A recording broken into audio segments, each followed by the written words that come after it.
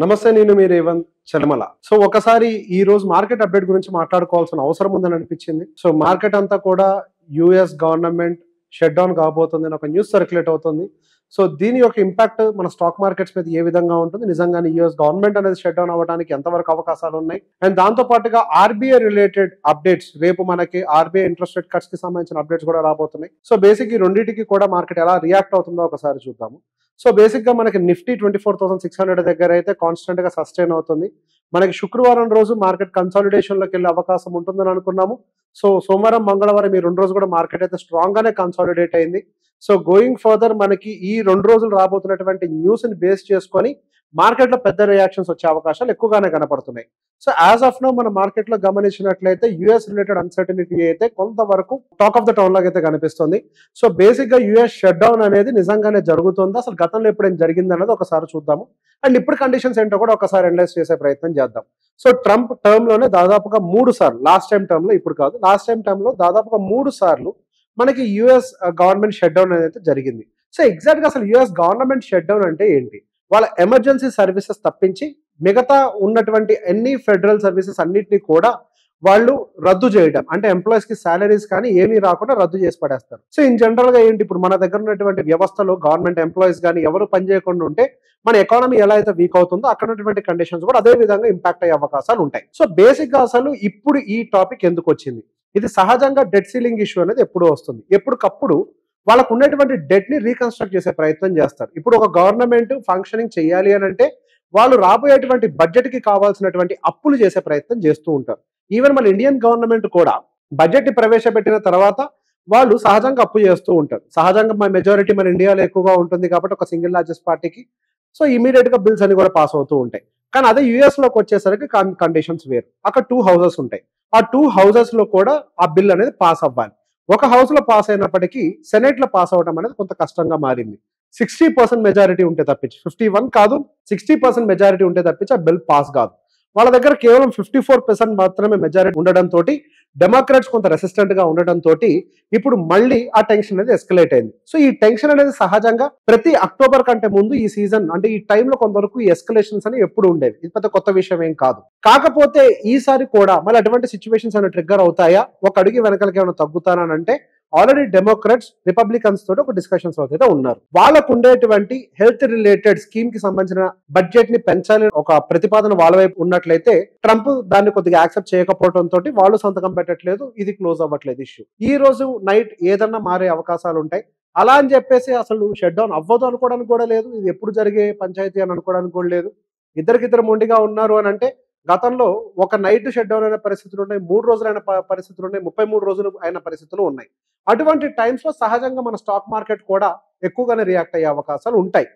Basic గా మన Indian stock market కూడా end of the day global markets తో పాటుగానే రియాక్ట్ అవుతుంది. కాబట్టి ఒకవేళ యుఎస్ గవర్నమెంట్ కనుక షట్ డౌన్ అనౌన్స్ చేసింది, వెంటనే ప్రాబ్లమ్ కనుక సాల్వ్ చేయలేదు అని అంటే టెంపరీ హికప్స్ కింద మన ఇండియన్ స్టాక్ మార్కెట్ లో కూడా ఒక స్మాల్ సెల్ ఆఫ్ వచ్చే అవకాశాలు కొద్దిగా ఎక్కువగానే ఉన్నాయి. కాకపోతే మనం గతంలో చూసినట్టుగా లాస్ట్ టారిఫ్ ఇష్యూస్ అప్పుడు 22,000 మార్క్ ఏదైతే టెస్ట్ చేసిందో, అంటే 21,700 కరెక్ట్ గా చెప్పాలంటే అక్కడి వరకు మార్కెట్ వెళ్ళడానికి అయితే అవకాశాలు చాలా తక్కువగానే ఉన్నాయి. బేసిక్ ఇక్కడ మనకి ఇష్యూస్ కేవలం ట్రంప్ టారిఫ్ రిలేటెడ్ గానే కొంతవరకు సమస్యలు ఇండియా ఎదుర్కొంటుంది. కానీ ఇండియా స్ట్రక్చరల్ గా ఇప్పుడు కొంతవరకు రిపేర్ మోడ్ లో పడి రికవర్ అయ్యే ప్రయత్నం చేస్తోంది.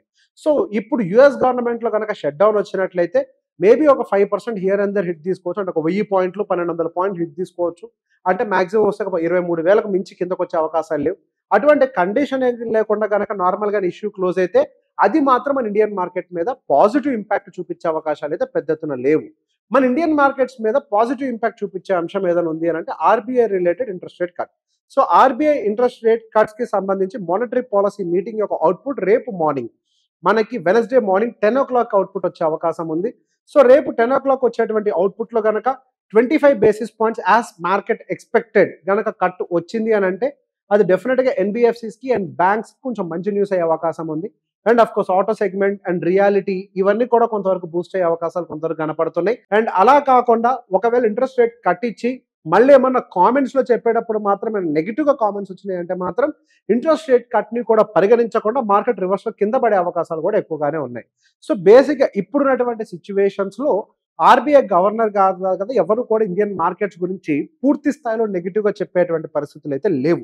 Indian market as of now చాలా స్ట్రాంగ్గా రిపేర్ అయ్యే పరిస్థితిలో ఉంది. నేను స్ట్రాంగ్గా ఉంది అని నేను చెప్పట్లేదు. స్ట్రాంగ్గా రిపేర్ అవుతున్నటువంటి పరిస్థితుల్లో అయితే కనపడుతోంది. అటు ఫిజికల్ అండ్ మానిటరీ పాలసీ చేంజెస్‌లో గట్టిగానే తీసుకొని వచ్చారు.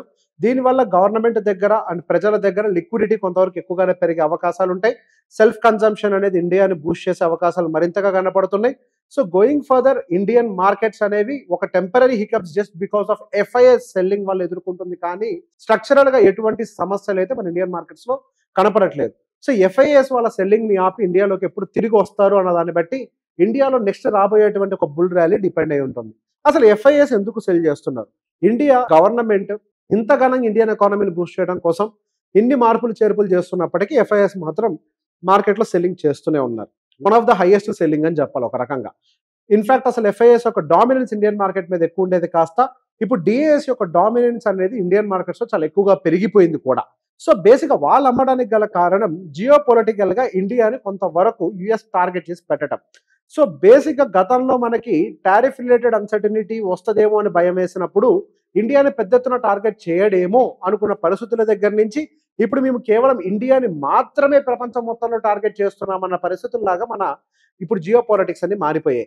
ఒకవైపుగా మనకి 25% ఫ్లాట్ టారిఫ్ అనేది అన్ని దేశాలతో పాటుగా వేసిన తర్వాత మళ్ళీ పెనాల్టీ 25% టారిఫ్‌ని ఎక్స్‌ట్రా వేసి మళ్ళీ అక్కడ నుండి మనకి హెచ్-1బీ వీసాల రద్దు ద్వారా కొంతవరకు ఇండియన్స్‌ని సపోర్ట్ చేసి, ఇండియన్స్‌ని టార్గెట్ చేసి అండ్ అక్కడి నుంచి మళ్ళీ కొంతవరకు ఫార్మాస్యూటికల్ మీద కొంతవరకు దాడి చేసే ప్రయత్నం చేసి సో బేసిక్ ఇదంతా కూడా ఏదో ఇండియా స్పెసిఫిక్‌గానే ఒక వాణిజ్య యుద్ధం జరుగుతుందా ఏంటి అన్న ఒక కండిషన్‌ని క్రియేట్ చేసి పెడుతున్నారు. సో గతంలో మనం మాట్లాడుకుంటున్నట్టుగానే ఎప్పుడైనా కానీ ఒక రిసెషన్ ఒక ఆపర్చునిటీగానే మారుతుంది. సో ఈ ఆపర్చునిటీస్ యూఎస్‌తో ఏదైతే మనం ఎక్కువ కొలాబ్ అయి ఉన్నామో ఇప్పుడు ఆపర్చునిటీస్ డైవర్సిఫై అయ్యి ఆల్రెడీ యూకేతో మనం పెట్టుకున్నటువంటి ఫ్రీ ట్రేడ్ అగ్రీమెంట్ అవ్వచ్చు, జపాన్‌తో జరుగుతున్నటువంటి డిస్కషన్స్ అవ్వచ్చు, బ్రిక్స్ నేషన్స్ అన్నీ కూడా బలపడడం అవ్వచ్చు, డీ డాలరైజేషన్ మూవ్‌మెంటం ముందలకెళ్ళటం అవ్వచ్చు, డాలర్ బయింగ్ ఆల్రెడీ గతంతో పోలిస్తే ఇండియా బయింగ్‌ని తగ్గించేసి అంటే మనకి డాలర్ రిజర్వ్స్‌ని తగ్గించేసి గోల్డ్ రిజర్వ్స్‌ని పెంచుకునే వైపుగా మారడం అయ్యి ఉండొచ్చు. సో కొత్త ఆపర్చునిటీస్ వైపుగానే మన ఇండియా కూడా స్ట్రాంగ్‌గా ఎదుగుతోంది. సో డాలర్ రిజర్వ్స్‌ని గనక మనం మెయింటైన్ చేసినట్లయితే మన ఇండియా స్ట్రాంగ్ ఉంటుందని చెప్పలేమో కానీ, మన ఇండియా గనక గోల్డ్ రిజర్వ్స్‌ని గనక గట్టిగా పెంచుకున్నట్లయితే డెఫినిట్‌గా కంట్రీ యొక్క ఆర్థిక వ్యవస్థ స్ట్రాంగ్‌గా ఉండడానికైతే అవకాశం ఉంటుంది. సో గోయింగ్ ఫర్దర్ మన ఇండియా కూడా రాబోతున్నటువంటి ఎటువంటి ఇంటర్నేషనల్ హికప్స్‌కైనా కానీ సిద్ధపడి అటు డొమెస్టిక్ సెగ్మెంట్‌ని స్ట్రాంగ్ చేసుకుంటూ, డొమెస్టిక్ ఎకానమీని బూస్ట్ చేసుకుంటూ, అదే విధంగా ఫారెన్‌లో ఉండేటువంటి రిలేషన్స్‌ని స్ట్రాంగ్ చేస్తూ, బిజినెస్ ఎక్స్‌పాన్షన్ చేసుకుంటూ కొత్త ట్రేడ్ ఎక్స్చేంజెస్ కూడా మన ఇండియాకి వేరే కంట్రీస్‌కి మధ్యలో జరిగే విధంగా అన్ని మార్పులు కూడా చేస్తుంది కాబట్టి ఇండియన్ స్టాక్ మార్కెట్ మాత్రం మధ్యలో రాబోతున్నటువంటి టెంపరరీ హికప్స్‌కి కేవలం చిన్న రియాక్షన్ ఇచ్చి మళ్ళీ అక్కడి నుంచి పైకి వెళ్ళే అవకాశాలు ఎక్కువగా కనపడుతున్నాయి. So going further Indian stock markets will have a very good rally as anticipated.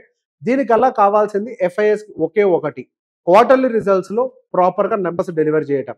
So quarterly results maybe ఇప్పుడు రాబోతున్నటువంటి నెక్స్ట్ మంత్‌లో ఇమ్మీడియేట్‌గా అక్టోబర్‌లో రాబోతున్నటువంటి నంబర్స్‌లో పెద్ద ఎత్తున మార్పులు చేర్పులు ఉండవేమో కానీ, రాబోతున్నటువంటి రోజుల్లో మాత్రం పెద్ద ఎత్తున మార్పులు ఉండే అవకాశం ఉంది. అంటే డిసెంబర్ తర్వాత జనవరిలో ఏవైతే నంబర్‌లు వస్తాయో ఈ జీఎస్టీ ఇంపాక్ట్ అవన్నీ కూడా ఆ థర్డ్ క్వార్టర్‌లో ఇంపాక్ట్ ఉంటాయి కాబట్టి, దానివల్ల కొంతవరకు రివైవల్ వచ్చే అవకాశం ఉంది.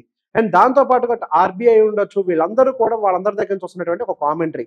సెకండ్ హాఫ్‌లో మన ఇండియా సాలిడ్‌గా గ్రో అయ్యే అవకాశాలు ఉన్నాయి. కంపెనీల యొక్క నంబర్‌లు కూడా బాగా డెవలప్ అయ్యే అవకాశాలు ఉన్నాయి. సో సెకండ్ హాఫ్ అనంటే మనం ఆల్మోస్ట్ స్టార్ట్ అయ్యాం. ఇప్పుడు అక్టోబర్‌లో రాబోయేటువంటి రిజల్ట్స్ అంతా కూడా ఫస్ట్ హాఫ్. ఈ అక్టోబర్ దగ్గర నుంచి స్టార్ట్ అయ్యేటువంటి సేల్ అంటే మనకి డిసెంబర్‌లో ఎండ్ అయ్యి జనవరిలో రాబోయేటువంటి డేటా అంతా కూడా సెకండ్ హాఫ్‌కి సంబంధించినటువంటి డేటా. ఈ డేటా కొంత సాలిడ్‌గా వచ్చింది అనంటే గోయింగ్ ఫర్దర్ మన ఇండియన్ మార్కెట్స్‌కి మంచి రోజులు మళ్ళీ వచ్చినట్టే. గత 1 ఇయర్‌గా మనం కంపేర్ చేస్తే ఎమర్జింగ్ మార్కెట్స్ అన్నిటిలో కూడా అండర్ పెర్ఫార్మర్‌గా మిగిలిపోయింది కేవలం ఇండియా మాత్రమే. అన్ని దేశాలు కూడా ఇంక్లూడింగ్ పాకిస్తాన్ 15-20% వరకు రిటర్న్స్ డెలివరీ చేస్తే ఇండియన్ స్టాక్ మార్కెట్ మాత్రం గట్టిగా 1% డెలివర్ చేసింది.